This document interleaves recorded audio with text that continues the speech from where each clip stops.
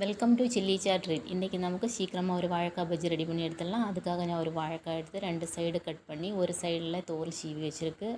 ஒரு சைடு மட்டும் தோல் சீவியாக போதும். அதுக்கப்புறம் இது கனங்குறைச்சி ஸ்லைஸாக கட் பண்ணி எடுத்துடலாம்.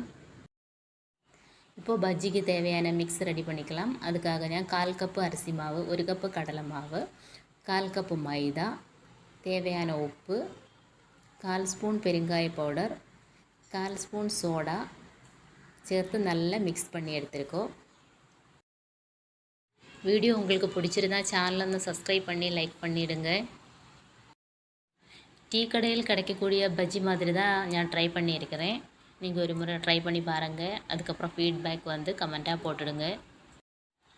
இதில் ஒரு கரண்டி தோசை மாவு ஊற்றி நல்லா மிக்ஸ் பண்ணிக்கோங்க. அதுக்கப்புறம் 1 ஸ்பூன் மிளகாய்த்தூள் போட்டு நல்லா மிக்ஸ் பண்ணிக்கோங்க. அதுக்கப்புறமா கொஞ்சம் கொஞ்சமாக தண்ணி ஊற்றி நல்லா மிக்ஸ் பண்ணி எடுத்துக்கோங்க.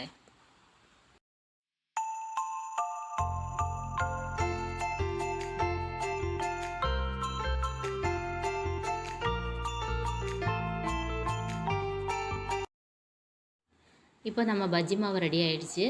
நம்ம ஸ்லைஸாக கட் பண்ணி வச்ச வாழைக்காய் இந்த மாவில் டிப் பண்ணி எண்ணெயில் போட்டு நல்லா வறுத்தெடுத்துடலாம்.